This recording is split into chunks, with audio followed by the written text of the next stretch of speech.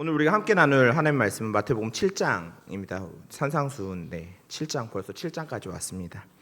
마태복음 7장은 산상수훈의 결론에 해당하는 부분입니다. 앞서 5장과 6장의 말씀들을 우리가 우리의 일상의 삶 속에서 어떻게 살아가고 어떻게 그 말씀들을 지켜야 하는지를 가르치시는 장이기도 합니다.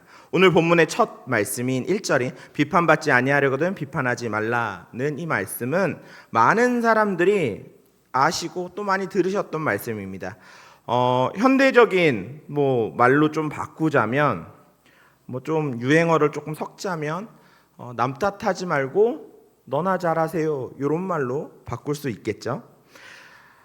그래서 이 말을 이런 식으로 그냥 이해하는 거죠. 나나 잘하자. 그냥 남 탓하지 말고 나나 잘하고 남한테 뭐라고 하지 말자. 이런 식으로 넘어갑니다. 굳이 성경의 진리가 아니라도 일반적인 상식으로 남의 험담이나 뒷담화하는 것은 하지 않는 것이 좋은 행동이죠. 때때로 본문에 대하여 신자와 또 불신자를 포함해서 단순한 이웃에 대한 행위 규범으로만 우리가 때로는 이걸 생각하고 규정하기도 합니다. 그래서 자신의 편견으로 이웃을 정죄하거나 비판하지 말고 그저 이웃을 관용하고 화합하고 섬기고 품으라고만 또는 배우고 또 가르치고 있기도 합니다. 그러나 이러한 가르침은 성경의 가르침을 단순히 사회적 통념이나 이 세상의 사고방식인 윤리와 도덕으로 해석해버리는 좀 아쉬운, 좀 더 격하게 표현하면 좀 처참한 결과입니다. 비판을 받지 아니하려면 비판하지 말라는 이 윤리적인 잣대 때문에 오히려 성도들은 세상의 불의와 비진리에 대해 마땅히 할 말조차 못하는 어쩌면 영적인 벙어리들이 되어가고 있기도 합니다. 분명한 것은 말해야 될 것들, 비진리에 대해서 우리가 명백하게 말하고 아닌 건 아니라고 말해야 되는데 어느 순간 우리의 입술을 이 비판받을까 봐 내가 이런 것들을 비판하고 말을 하면 당연하게도 이것들이 내게로 다시 돌아올까 봐 말하지 못하는 세대가 되었습니다. 더 심각한 것은 이 말씀의 오남용이 가장 팽배한 곳이 어디냐면 교회라는 것이죠. 옛날에 어떤 분들은 이렇게 말하죠. 주의 종을 비판하면 절대 안 된다고 가르치신 분들도 있습니다. 또 심하게는 주의 종을 비판하면 저주를 받는다고 가르치신 분들도 있습니다. 그분들 다 어디로 갔냐면 이단으로 갔죠. 오랫동안 이런 가르침을 들어왔던 이들은 또 사역자 또는 교회의 잘잘못을 판단하지 말고 오직 맹목적인 순종만을 강요하고 강조하고 그랬습니다. 앞서 말씀드렸지만 그러니까 교회가 두 갈래로 갑니다. 첫째는 분란이 일어나요. 나중에 되면 더 처음에 아주 선하게 이야기하고 화해할 수도 있는 것들이 불만들이 점점 쌓여서 더 큰 불만으로 가고 또는 비판하지 않고 비난하지 않는 또 분별하지 않는 오직 맹목적인 순종만 하는 이들이 모이다 보니 어떻게 되냐면 교주가 돼버리죠. 앞서 말한 것처럼 이단을 향해서 열심히 산으로 올라갑니다. 하지만 성경을 우리가 제대로 보면 비판받지 않으려면 비판하지 말라고 가르친 예수님은 오히려 우리가 살펴보면 바리새인과 서기관 등 유대의 율법주의자들 끊임없이 비판하시고 정죄하셨습니다. 거기에 더하여 화 있을진저라고 말씀하시기도 했고 뱀들이라고도 말했고 독사의 새끼들이라고까지 거침없이 말씀하시기까지 했습니다. 비판하지 말라는 가르침이 윤리적인 차원이라면 마태복음 23장에서 바리새인과 서기관들을 향한 예수님의 책망은 도무지 합당하지 않은 말씀들이죠. 모순이 되고 만다는 것이죠. 7장에서는 비판하지 말라고 가르치셨는데 23장에 이르러서는 서기관들과 바리새인들을 향하여 예수님이 책망하고 비판하고 있습니다. 그렇다면 예수님의 이 가르침은 결국은 단순한 사회적 통념이나 도덕적인 문제를 지금 가르치시고 말씀하는 것이 아니라는 것을 우리는 성경을 통해 알 수 있습니다. 예수님의 가르침을 들은 우리들이 세상과 형제를 향해 비판을 하거나 하지 않아야 하는 진짜 기준점이 무엇인지 아니면 어떻게 하면 비판하지 않아야 되는 것인지, 무엇이 비판이고 어떤 것이 비난인지 등을 우리가 오늘 본문 말씀을 통해 조금 더 자세히 살펴보려고 합니다.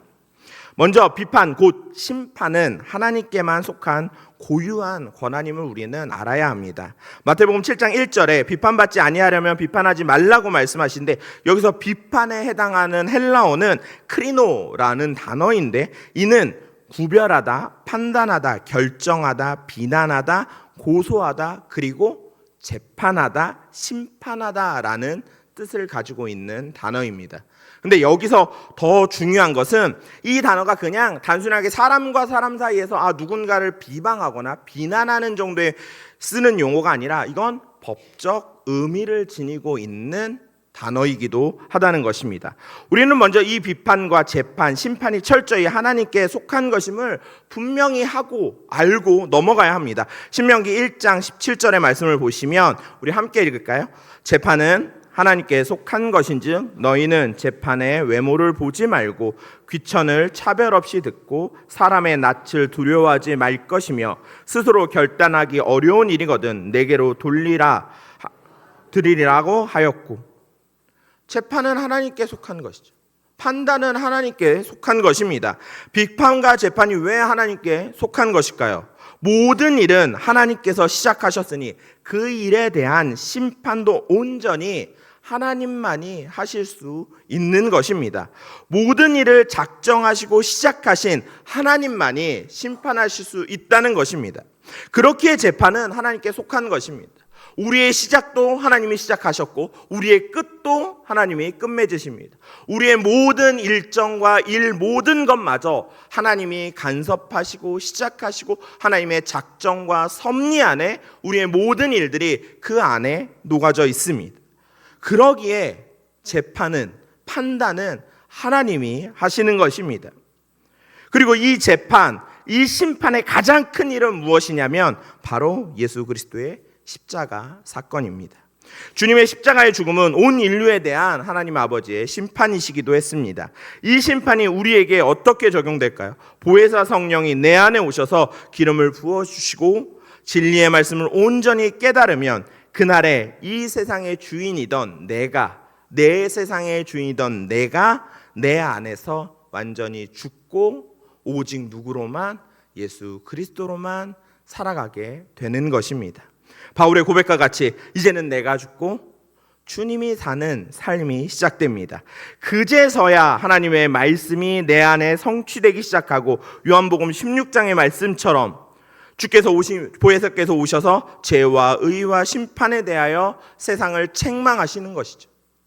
그제서야 무엇이 하나님의 진리인지, 무엇이 하나님이 기뻐하시는지, 무엇이 하나님이 싫어하시는지를 분별하고 구별할 수 있는 사람이 된다는 것입니다. 그런데 사람은 누구나 스스로 심판자의 자리에 앉으려는 육신의 교만을 가지고 있습니다. 내가 남을 판단하기를 더 좋아한다는 것이죠. 당장 내 옆을 보고 내 주변을 봐도 문득 예배 시간에 옆을 봤는데 누군가 졸고 있으면 마음 한켠에 이런 생각이 들죠. 예배 시간에 자고 있네. 그죠? 예배 시간 판단하고 그를 위해 손을 붙잡고 기도해주고 이런 긍휼의 마음이 아니라 자고 있네. 네. 이런 마음들이 우리 안에 생긴다는 것이죠.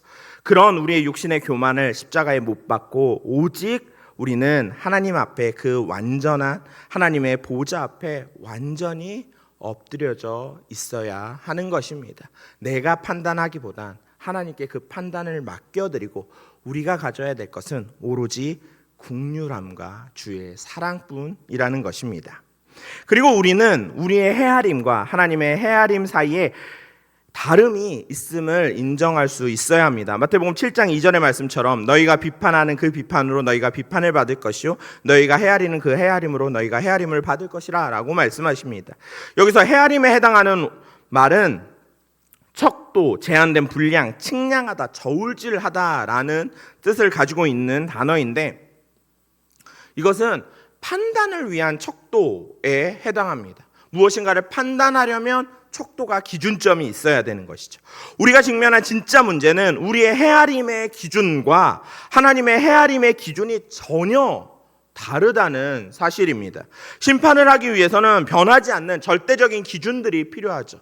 누군가를 판단하고 누군가를 정죄하려면 변하지 않는 기준이 존재해야 합니다. 그런데 우리가 살아가다 보면 이 우리에게는 절대적인 기준이 아니라 언제나 상대적인 기준이 우리의 척도가 되죠. 그래서 내게 기분이 좋으면 같은 실수를 반복해도 그냥 웃으며 넘길 수 있습니다. 그런데 그날 아침 내가 무엇인가 되게 스트레스 받고 힘들고 어려운 일이 있는데 내게 누군가 실수했는데 사실 그게 전에 넘어갔던 실수와 똑같은 실수지만 내 상황과 내 기분이 나쁘면 그 실수를 우리는 정죄하죠. 전에는 웃고 넘겼는데. 이처럼 사람의 기준은 절대적이지 않다는 것이죠. 절대적인 기준은 오직 하나님께만 있는데 그것은 바로 참된 것과 절대적인 선이 있어야 하는 것입니다. 앞서 말씀드린 것처럼 인간에게는 이 참된 참과 참된 것과 선이 전혀 존재하지 않습니다. 언제나 우리의 상황과 여건과 기분과 우리의 형편에 따라서 우리의 기준은 고무줄처럼 이리 늘었다가 저리 줄었다가 마음대로 내 기분 따라 하는 것이죠. 오직 이 참됨과 선한 것은 절대적인 선은 오직 하나님께만 있습니다. 그래서 하나님만이 모든 일에 대하여 심판하실 수 있는 것이고 이 절대적인 하나님의 기준에 하나님께서 판단하시는 것입니다. 인간의 비판의 기준은 단 하나, 선악적인 자신의 이익이 엮인 선악적인 자신을 기준 삼아 선하고 악함을 나누는 선악의 지식일 뿐인 것이죠.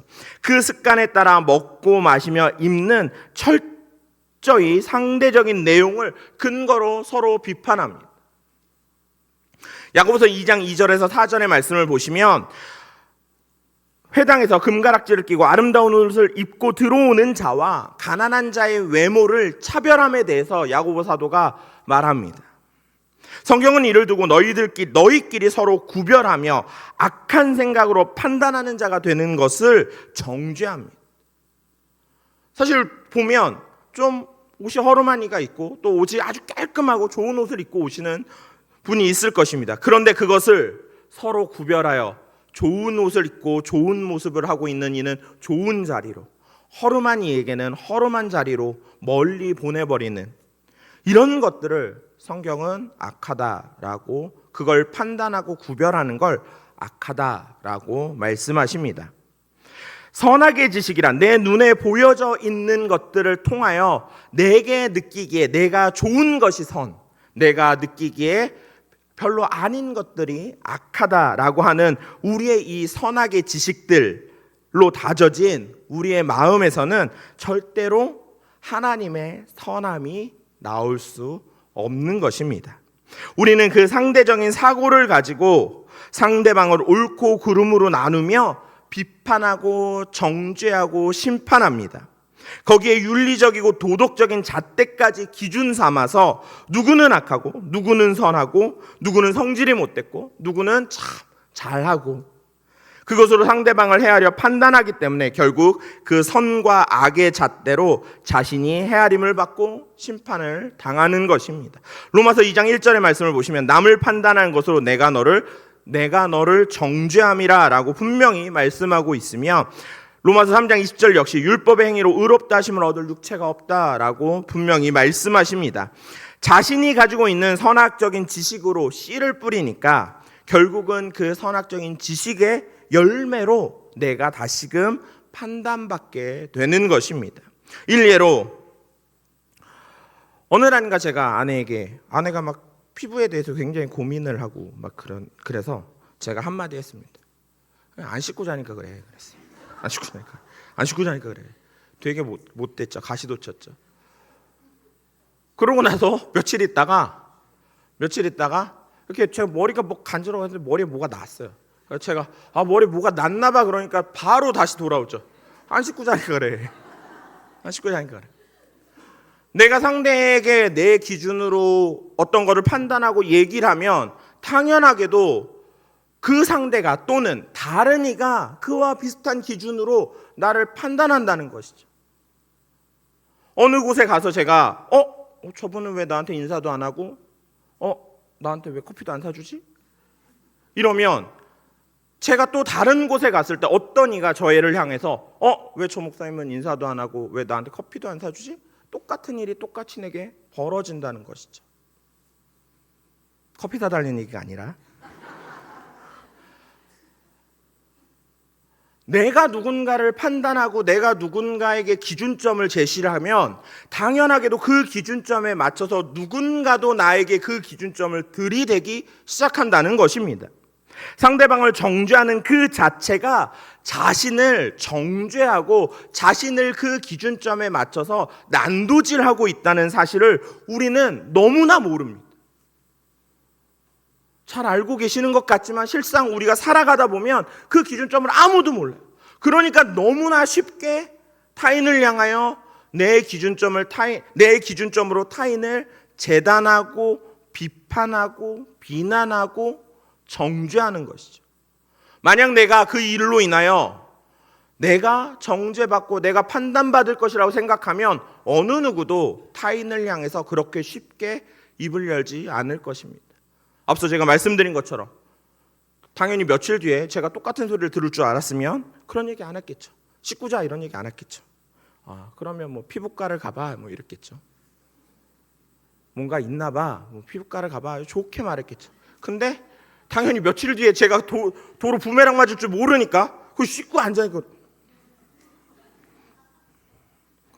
요한복음 8장 15절의 말씀을 보시면 너희는 육체를 따라 판단하나 나는 아무도 판단하지 아니하노라 라고 주님이 말씀하시죠. 우리는 눈에 보이는 것으로 판단합니다.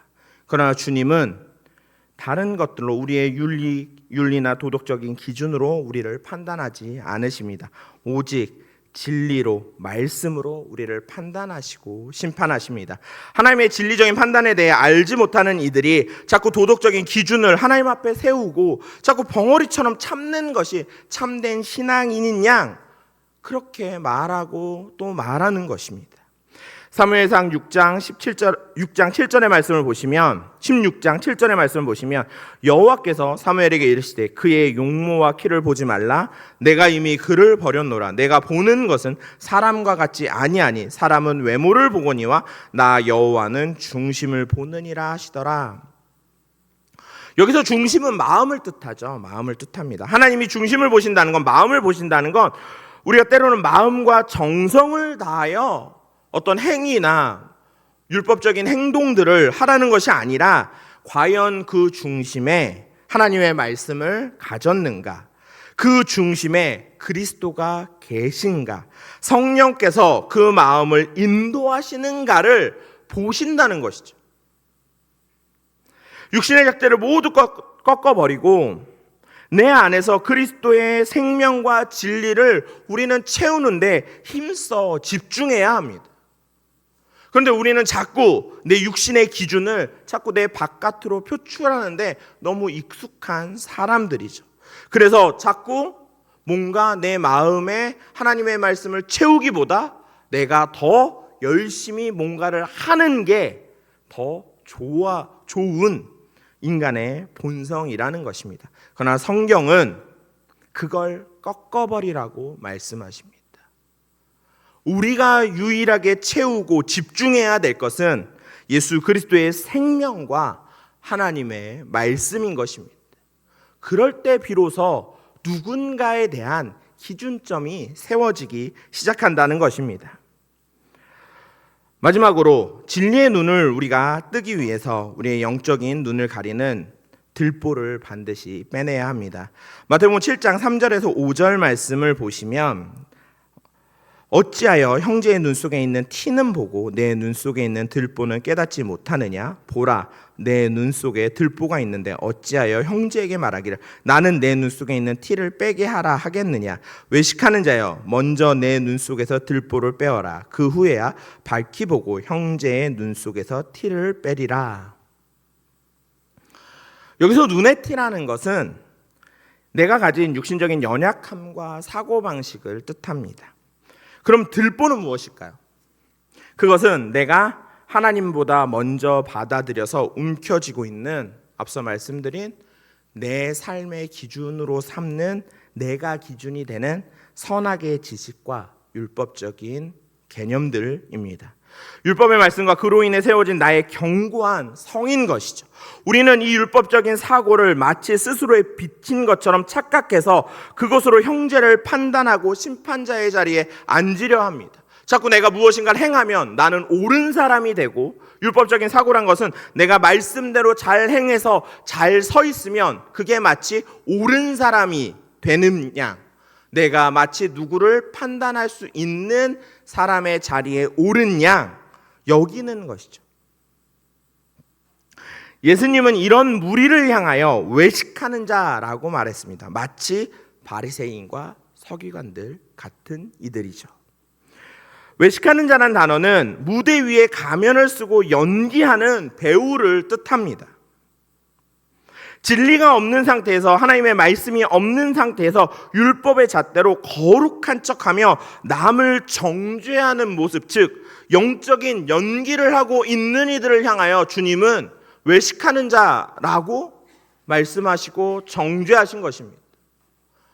하나님의 말씀 없이 그저 내가 내 행동을 통해서 마치 내가 거룩한 자인 양 행동하는 것들, 그 행동으로 끝나는 것이 아니라 그렇게 나는 거룩한 자니까 부족한 형제를 향하여 판단하고 정죄하는 것들, 이런 내 눈에 들보를 빼내어야만 비로소 밝히 보며 온전한 영적인 시력들을 회복할 수 있습니다. 우리의 눈이 성하려면, 그래서 이 영적인 시력을 회복하려면 하나님과 온전히 연합되어 있어야만 하고, 그래야 우리의 온 몸이 밝아집니다. 그러나 눈이 나쁘면 끊임없이 육신의 일을 행하는 수고에 빠지며 우리는 영원히 어둠 속을 헤맬 수밖에 없습니다. 눈에 있는 들보가 끊임없이 내 눈을 가리기 시작하면 우리는 끊임없이 어두운 일에 열심을 향해 다름박질합니다. 내 눈에 그것이 내게는 좋아 보이니까. 그러나 하나님 편에 보시기에 그건 빛이 아니라 어둠인 것이죠. 내게 빛된 것과 하나님 편에서의 빛된 것은 다르다는 것을 우리는 기억해야 합니다. 우리의 마음은 하늘의 보물인 하나님의 말씀과 그리스도를 담는 곳간이 되어야지 그곳에 자꾸 내 욕심과 내 생각과 내 자아와 내 형편과 내 것들이 가득가득 쌓일수록 하나님의 말씀과 그리스도는 점점 자리를 잃어가게 된다는 것입니다. 자꾸만 자신 안에 있는 나의 기준으로 무엇인가를 분별하려고 하고 그것이 정말 참된 빛이라고 착각하며 살아간다는 것입니다. 그 어두운 지식이 우리의 눈을 가리고 있기에 하나님의 참된 진리를 발견하지 못하고 자꾸 들어도 그저 행함으로 끝나려고 하는 그런 모습들로 살아가는 것입니다. 사도 바울은 고린도후서 3장 14절에 이 영적인 눈을 가린 것을 마음의 완고함이라고 표현하고 말합니다. 또한 고린도후서 4장 4절에는 이 세상 신이 믿지 아니한 자들의 마음을 혼미하게 하여 복음의 광채가 비치지 못하게 한다고 말하고도 있습니다. 우리가 이 영적인 소경 상태에서 벗어나기 위한 조건은 오직 한 가지입니다. 보혜사 성령께서 내 안에 임하시고 나와 함께 하시는 것뿐입니다. 성령이 내게 임하시기 전까지 우리는 육체를 주인 삼아 나의 기준의 선악을 분별하는 그 지식을 대들보 삼아 사는 세상의 사람들이었습니다. 그래서 내 기준에 맞으면 좋은 사람이고 내 기준에 맞지 아니하면 나쁜 사람이 되는, 아무리 신실하고 아무리 성숙하고 아무리 온전히 살아가려고 노력하는 그리스도인일지라도 내가 보기에 뭔가 삐딱하면 그는 좋은 그리스도인이 아니죠. 그는 회개해야 되는 사람입니다. 이 모습이 어디에 나타나냐면 욥기에 나타나죠. 욥의 세 친구의 기준점이 여기에 있습니다. 그러나 성령께서 내게 임하시면 나의 세상적인 개념들이 산산이 깨트려지시고 나를 무너뜨리시고 오직 하나님의 말씀으로 세워진 하나님의 성전으로 우리를 빚어가십니다. 성령이 임하지 아니하시면 진리를 깨달을 수도 없고 내 안에 그리스도의 생명을 가질 수도 없습니다. 내 눈을 가리는 내 지식의 들보를 십자가 앞에 던져버리시고 성령의 조명하심 아래 밝고 환한 진리의 눈으로 언제나 하나님의 말씀을 깨달아 알아가시는 성도님들 되시기를 소망합니다. 말씀을 맺겠습니다. 사람은 누구나 매 순간마다 주어진 상황에 대해 판단하고 비판하기 마련입니다. 관계를 맺거나 사업을 하거나 작은 일을 하더라도 올바른 가치 판단을 해야 바르게 살 수 있습니다. 특히나 시대가 시대인 만큼 사기꾼도 많고 나를 속이려고 하는 사람도 많고 그래서 판단하는 게 되게 중요한 시대입니다. 그리스도인이라면 그의 판단의 기준이 남들과는 좀 달라야 한다는 것이죠. 그 기준이 철저하게 하나님의 판단과 일치해야 하는 것입니다. 인간의 판단과 인간의 세상적인 판단과 하나님의 진리적인 판단이 너무 다르기 때문에 우리는 우리의 그리스도인으로서의 삶이 혼돈스럽기도 하고 고통스럽게 느껴지기도 합니다. 그래서 유대인들이 하나님의 아들을 십자가에 내어 죽인 것도 바울이 그리스도의 제자들을 잡아 죽이려 했던 것도 결국은 판단의 가치가 틀리기 때문에 일어난 것입니다. 앞서 말씀드린 것처럼 욥기 또한 하나님의 판단과 새 친구의 판단이 어떻게 다른가를 너무나 명확히 보여주는 성경이기도 합니다. 상대를 향한 비판의 칼날을 들기 전에 나의 판단이, 내가 그를 바라보고 있는 기준이, 나의 눈이 과연 하나님의 말씀에 합당한가를 가장 먼저 확인하고 살펴보아야 합니다. 나의 판단이 진리의 말씀이 아니라면 그 순간 우리는 거기서 스톱해야 하는 것이죠. 멈춰야 하는 것입니다. 이웃에 대한 비판과 정죄와 분별을 멈출 수 있어야 하는 것입니다. 목숨을 걸 일이 아니거나 천지가 뒤바뀔 복음의 본질이 아니라면 내 육신의 고집을 꺾어버려야 하는 것입니다. 내가 안에서 내가 사는 게 아니라 그리스도께서 사시기 때문에 나를 꺾어버리고 내 이웃을 향하여 언제나 그리스도의 사랑으로 섬기고 품고 판단하지 않고 그를 위하여 기도할 수 있어야 하는 것입니다.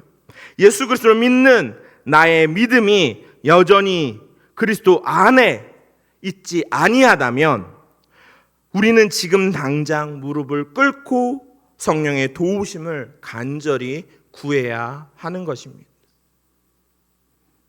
자신의 마음이 밝아져서 하나님의 말씀을 깨닫고 있는가? 지금 내 심령에 그리스도가 온전히 계시는가? 내 안에 그리스도의 생명을, 하나님의 사랑을 가지고 있기는 한가? 날마다 우리는 이것을 점검하고 확인해야 하는 것입니다. 그럴 때 비로소 우리는 타인을 향한 비난과 비판과 정죄가 멈춰질 것입니다. 우리가 이것들을 점검하지 않으면, 이것들을 생각하지 않으면 우리는 매 순간 타인을 향하여 판단하고 정죄하는 심판자의 자리에 오르려는 그 유혹에 매 순간 넘어질 것입니다. 내 생각과 자아를 맹신했던 것들을 벗어버리시고 오직 내 안에 나와 함께 하시는 성령님의 인도 아래 그리스도를 온전히 신뢰하며 믿는 믿음으로 한 걸음 더 깊이 성장하시는 성도님들 되시기를 주님의 이름으로 축원합니다.